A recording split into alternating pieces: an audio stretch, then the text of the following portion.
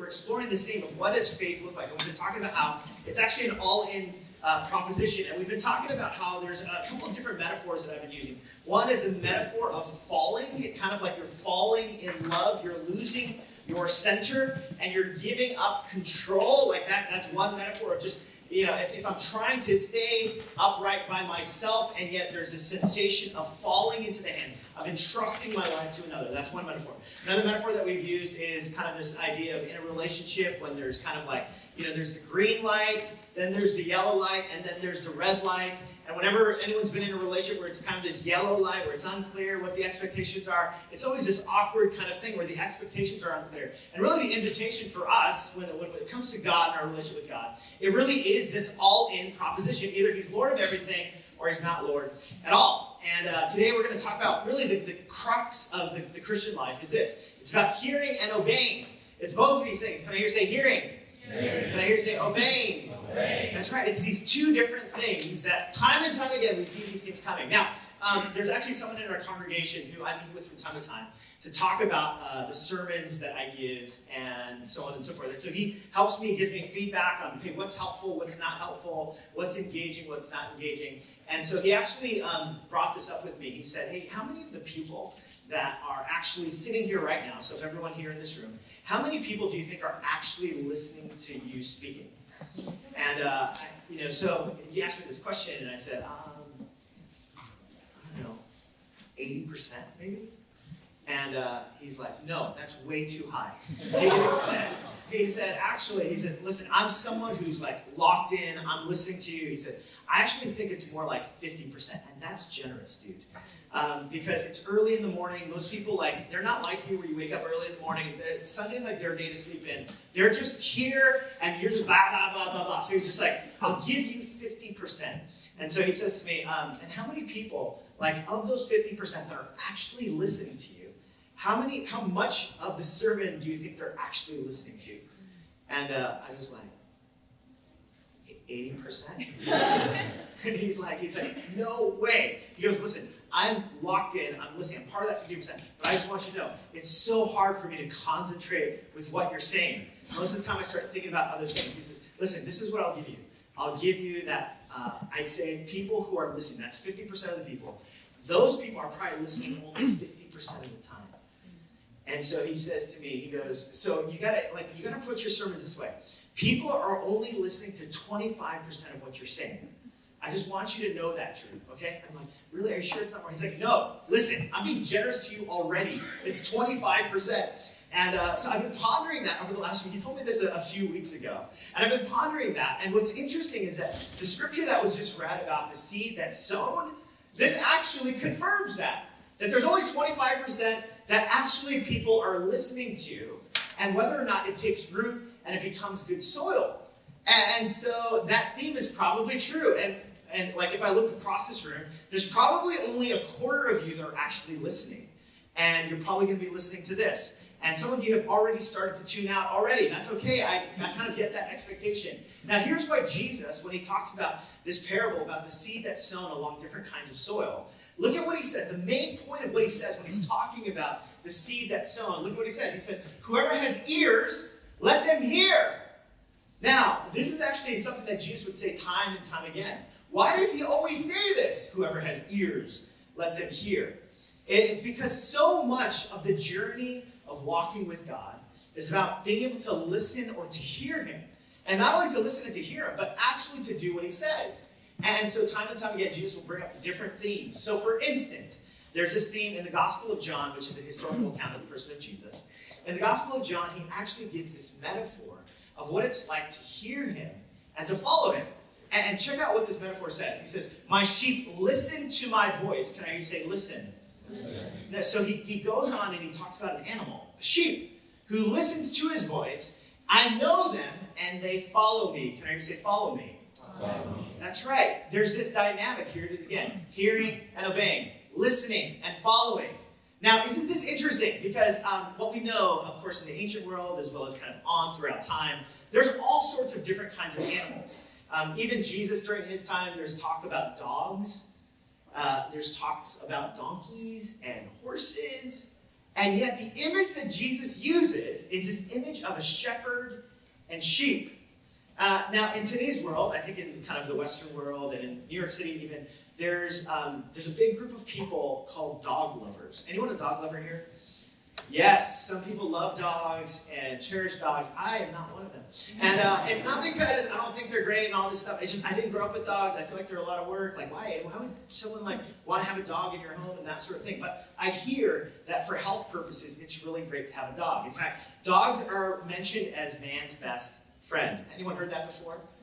Or there's also kind of not only team dog, but there's also team cat.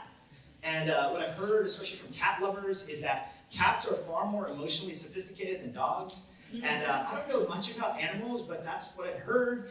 And that cats are lovable because they're companions, but you have to earn their love. I don't know much about cats and dogs, but this is what I've heard from people. Now, isn't this interesting? The two kind of domestic kind of animals that we are drawn to are dogs and cats, perhaps. And others of us might have other animals. And what's interesting is that Jesus could have easily said, hey, this is what I am. I'm the dog owner, you are the dog. Right? We are basically like best friends. We are companions in this. We are in this journey. But instead, Jesus doesn't use any of those metaphors. He uses a metaphor of, I'm a shepherd, and you are like sheep. There it is. You're just like a sheep. Now, the difference, though, of course, of dogs, what I've heard about dogs and cats is just how smart they are and how wonderful they are and how emotionally, they bring a great source of comfort. Sheep are none of those things. And in fact, it's well known that sheep, actually, they have very blurry vision. And they're actually really, really dumb. They kind of don't know where they're going. They need others to take care of them. They move in herds. They don't know where they're going. And therefore, that's why there's a shepherd that's needed to help move sheep along. And what's so funny is that Jesus is actually using this metaphor. He could have used dog. He could have used cat. He could have used all these other animals. But instead he says, I'm the shepherd. You are the sheep. You are like blind, fuzzy vision sheep who don't know where you're going. Now, this relates so much to what we talked about a couple weeks ago, about how the Christian journey is about each of us becoming morons, becoming like fools. Right? And that's what Paul says, who's one of the founders of Christianity. He writes to the early church in Corinth. This is what it means. It means that you become a fool, that you believe in the power of God beyond yourself. Now, here's the thing. For many of us, sophisticated New Yorkers, educated, successful in your field, making a lot of money perhaps, or at least you're on the road to that, so much of our story's narrative, of our city's narrative, is about how great we are. And about how, with our own kind of ingenuity and prowess, we can somehow advance society and be self-sufficient New Yorkers who make everything happen by ourselves, right? That's who we are. And yet the Christian message is, no, this is what I want you to know. You are dumb sheep. Turn to your neighbor and say, you are... No, don't do that. Some of you will relish you. But that's truly the call. The call is that you and I, when it comes to God and who He is, we are but morons. And the call for us, and I know this is an affront to our New York sensibilities that tell us, hey, do you know where I went to school? Do you know how much money I make right now? Do you realize, I've got this upward trajectory? Do you realize that, I'm actually something? And here's Jesus saying, no, you're just a dumb sheep. And the more you resist that, and the more you try to tell yourself, no, I am this self-sufficient, awesome person, American New Yorker. In the spiritual life, no, we're just dumb sheep who need a shepherd. And what Jesus is trying to say is that if your life, what it means to be all in with Him, it is that you become like a sheep who you follow His voice. You're no longer trusting in yourself, your own prowess, your own ingenuity, your resume, your LinkedIn profile. You're not trusting any of those things. You're trusting in the shepherd. You're listening to His voice. Now, I know some of you're not even Christians here, and you're like, who is this religious, excited guy up front who's trying to tell me that I need to submit and surrender my life to God? And here's what I'd like to submit to you. God, if God is God, this is what he's calling us to do. To become but sheep who hear and who obey. You see, this theme would come up again and again and again. So, for instance, in the letter that James writes, and James is actually the brother of Jesus. So can you imagine? James, who's the brother of Jesus, also becomes this sold out, fully all-in believer in his brother. His brother is Jesus. And he says, Jesus is the Son of God. Can you imagine if your sibling, if you told your sibling, I am the Son of God, or the daughter of God, how would they react? It'd be very awkward, first of all. But nonetheless, here James is, and James is actually the brother of Jesus. He's someone that begins to tell people about Jesus, saying to believe in his brother, that Jesus is the Son of God.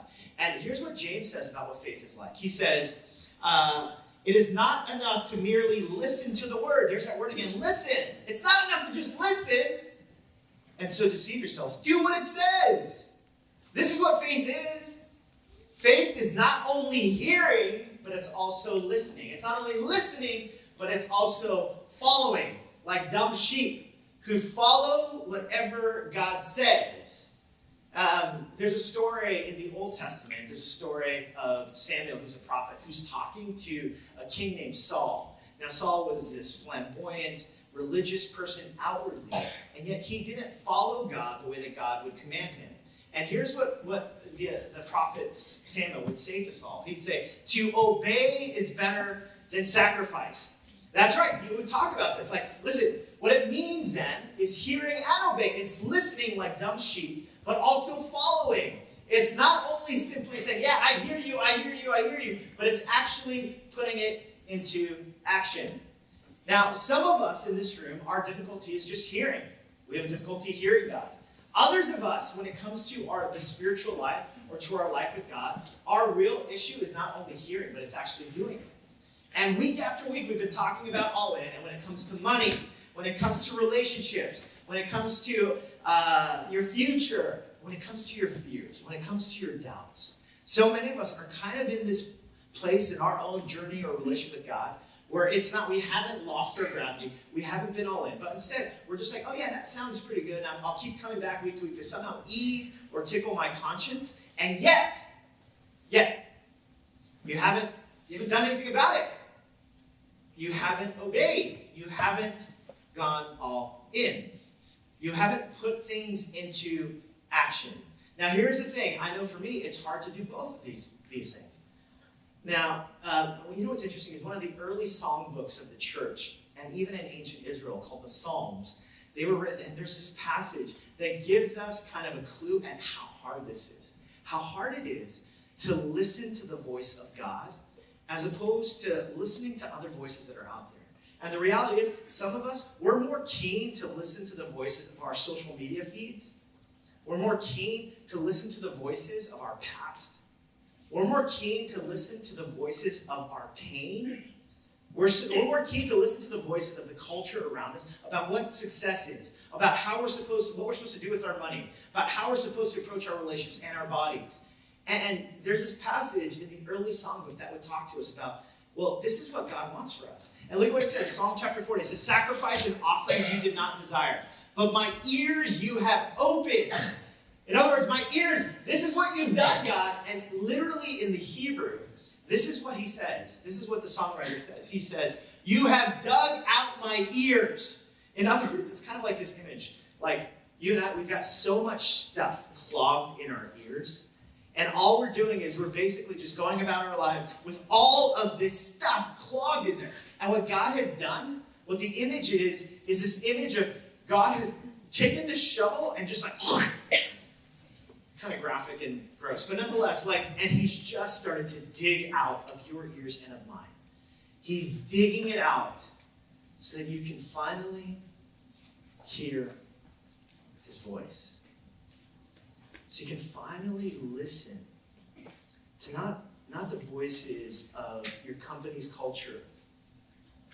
So you can finally listen to what is he trying to say about some of your fears.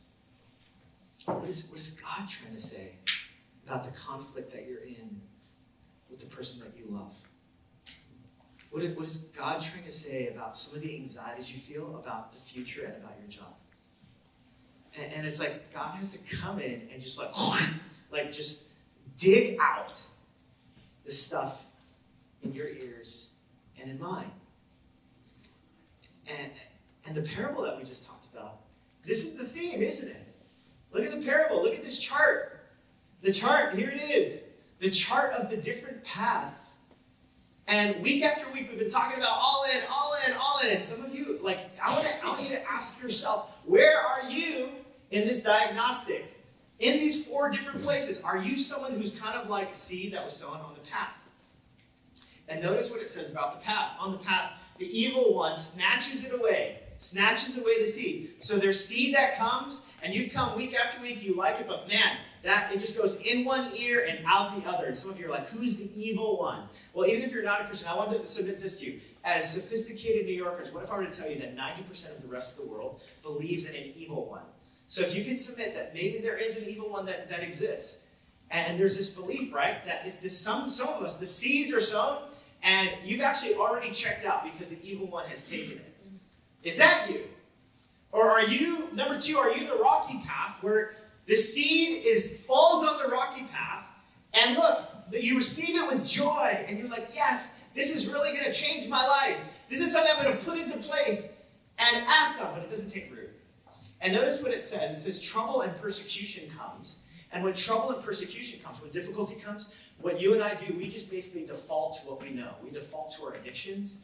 We default to Netflix and just numbing ourselves with Netflix. We default to just working really hard because that's what we know what to do. Because I'm smart, I'm put together, I know how to do this. If I just work harder. And so we're no longer receptive to God and his seed. Instead, we're simply just like rocky soil. And trouble and difficulty comes, and we default to trusting in the things that we trust more than God. Or the third thing is the thorns. You hear the word, and you take it. But the reality is the worries of your life and of mine, the anxieties that we feel, the fears that we feel about the future, about our relationships, about will I get married? Will this person finally ask me out? Or can I ask this person out? Or will this person say yes? Or will... is this going to happen in my career? And all of these different worries, what's happening with this illness or that illness or whatever, all the worries of life, the deceitfulness of wealth, cause the seed to be choked away.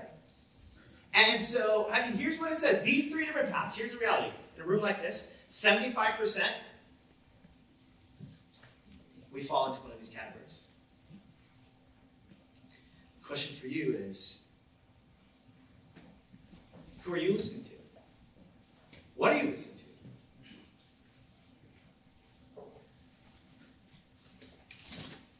Are you listening to your career? Are you listening to your boss? Are you listening to your family of origin? Are you listening to your pain?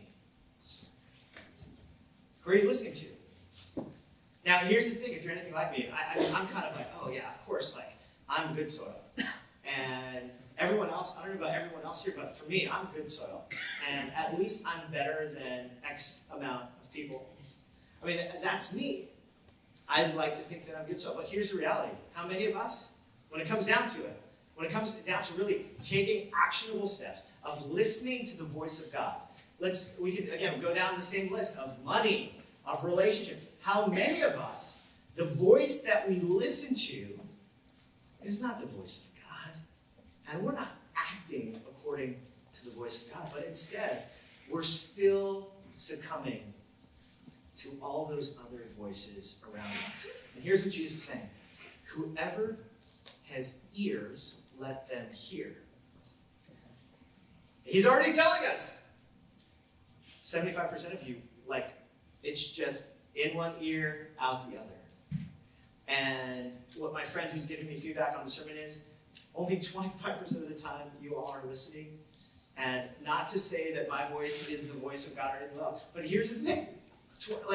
Most of us, when it comes down to it, we can do the religious thing, but how many of us, it's deeply changing us. Are we good soil where it produces fruit, where there's noticeable change in our lives, where we're able to forgive, where there is bitterness, where we're able to work towards being a person of peace and love and joy, where we're able to be a person of generosity, where there's stinginess and greed, whether we're able to be a people of integrity, where there's lying and deceit. Which soil are you? Whoever has ears to hear, let them hear. Are you hearing and obeying? We've been in this All In series, and the question is, where are you? Are you listening? Are you going to start making changes? Now, here's the thing. You probably have listened to the sermon, which is fine. You're like, man, this guy, he keeps pointing his finger at us and trying to challenge us, and he's got this perpetual smile on his face. What's his problem, right? Why does he do that? And honestly, up to this point, you've probably heard me, and all this it sounded like is just another religious sermon that tells me that God is disappointed and that I need to change, and then da-da-da-da-da-da-da-da-da-da. You know what's so beautiful, though, about the story of Christianity and the story of our faith that's different than the stories of faith that tells you God is disappointed in you. God wants you to change. You better shape up or ship out, whatever it might be. The stories that we've told ourselves that maybe have brought us to a certain point of religious behavior that's made us do good things, make right choices, but in the end, we're really not acting as if God is our shepherd. What's so fascinating about this journey is that there's something beautiful about what Jesus says about the metaphor of sheep and shepherds. When he teaches about sheep that hear his voice. You see, check out how different this is. Look at what Jesus has to say. He says, I am the good shepherd. He's saying, maybe some of you don't want to follow a shepherd. Maybe you've tried following a shepherd, and honestly, it's hurt too much. And you've wondered whether his voice is real and true. And here's what Jesus says. Here's what I want you to know. I am the good shepherd. I know my sheep, and my sheep know me. Just as the Father knows me, and I know the Father. And look at what Jesus says. If you've ever doubted whether God is a good shepherd, if you've ever whenever you've come up against that proposition of do I follow God or do I follow these other voices? Do I trust myself and my own self-sufficiency, or do I entrust myself to God? This is what Jesus says. He says, I lay my life down for the sheep. And if you can trust that I care about your life more than I care about my own well-being, if you can trust that, if you can trust that God himself would give up his very life for you, if you can trust him that he's a good shepherd, and if you're looking for any kind of proof that he is for you and not against you, I want you to know this. I lay down my life for my sheep. And because of that, because I lay down my life for my sheep listen to my voice. They listen and they follow me. You see, the distinguishing marks of the Christian faith is a God who sent his son Jesus to die on a cross, to give his life away for you, to demonstrate to you and to me that his love is for us. That when he chooses you as his sheep, that he wants to guide you. Not as this cosmic killjoy, but instead as a good shepherd, one whose love is true and real for you. You know, I think one of the hardest things about trusting the voice of God and obeying him is really trusting whether he is a good shepherd. And I know that there's been different seasons of my life where I've wondered, God, are you truly there? Are you really working? I remember going through a season of depression back in 2011, and I was leaving my job as a pastor at a different church, and I had gone through maybe a year of depression, but after I left, I thought, okay, God, you're leading me into new pastures, and you're going to lead me into kind of this new frontier of life. And so I left, and then I got more depressed. Anyone ever been there before where you feel like you're being obedient to God? You feel like you're listening and obeying. You put a considerable risk in the steps that you take, and it ends up your life is worse than when it began. Anyone been there before? I guess it's just me. And I remember going through just even a more difficult season of depression and wondering if God was there. And I think what makes it hard for me often to trust in the voice of God is trusting if he's really good. If he's really good. You know, there's this poem that I remember reading as a kid. And as I was preparing for this message, this poem actually really kind of resonated with me. And it's a poem about footprints in the sand. And maybe you've seen this poem before. And the basic gist of this poem is this. Is there's someone who has a dream. And he's walking along the beach with God. And as he's walking along the beach, he sees like kind of behind him and the kind of the journey of his own life. And he sees on the sand, he sees footprints. And the footprints, there's two sets of footprints throughout his life. It's his own footprints as well as the footprints of God next to him. And then, but one of the things that he notices is that in the most difficult seasons of his life, in the moments of utter despair, he only sees one set of footprints. And so he's troubled by it. And so he asks Jesus, like, hey, Jesus, like, this is not cool. Like, you promised that you would be with me. Even if I walk through the valley of the shadow of death, you promised you would be with me. Why in the world is there just one set of footprints in the worst moments, the hardest moments, the moments when I feared the most, and the moments when I was the most distraught, and the moments when I was the most sick? Where were you? And Jesus says, my child, the reason why you only see one set of footprints is because those were the seasons in which I was carrying you. I was carrying you.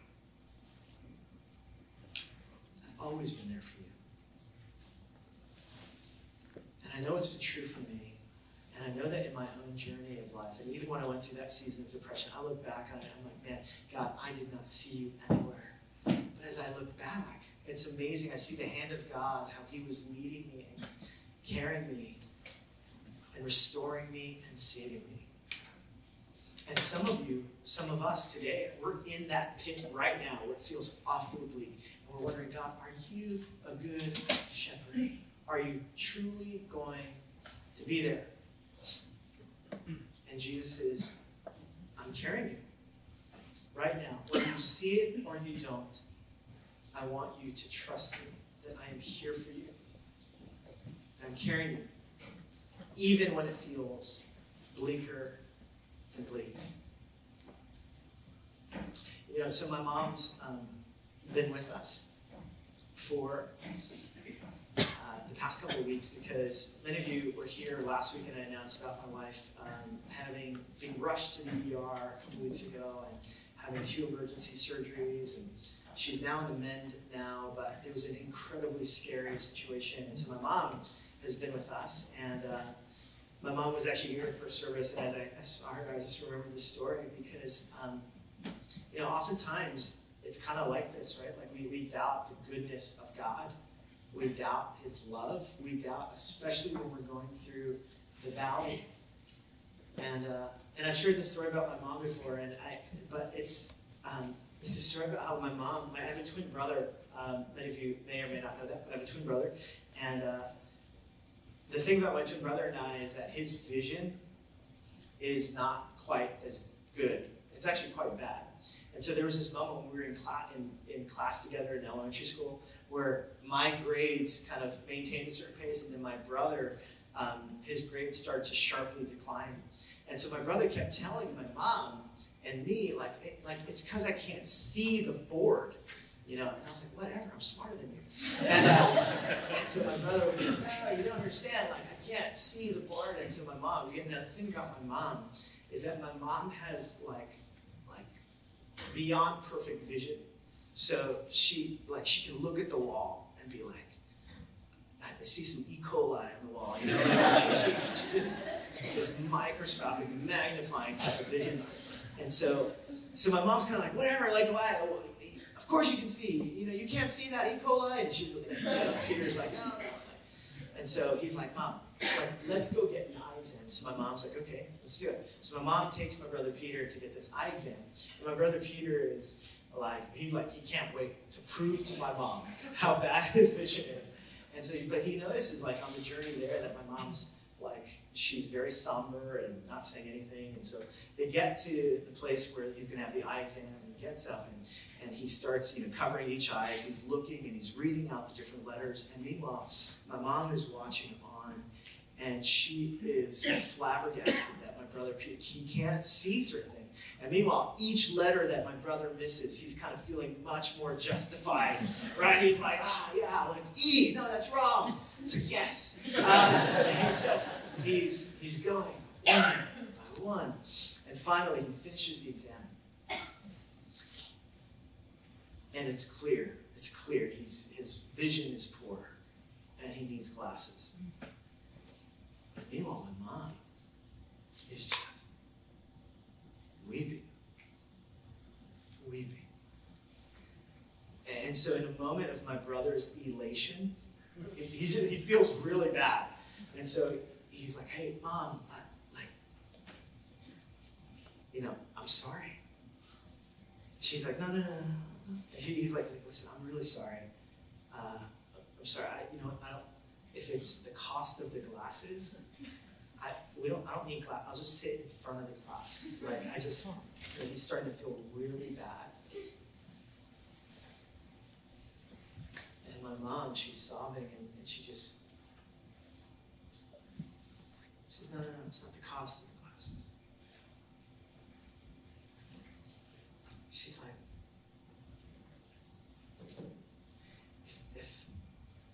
if I could just give my eyes to you, if I could just give you my eyes, I would do it in a heartbeat.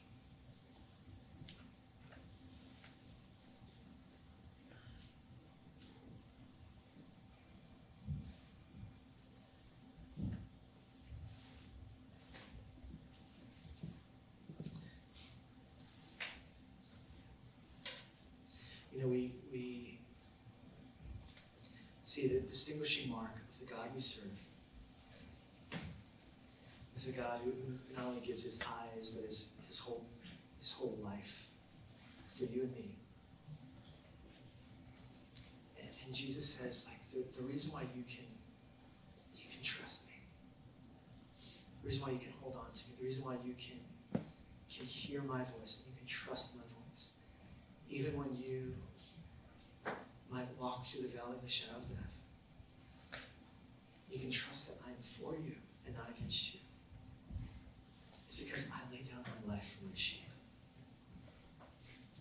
And with whatever you might be facing today, and with whatever journey you've had with God, whatever moments of indecision even today that causes you, to just be halfway in with God, or to just be halfway in with some of the anxieties that you feel, or that you're still treating yourself not as sheep, but you're the shepherd, and God is the sheep. And today, I want you to surrender. Will you become a sheep? Will you surrender to God's love?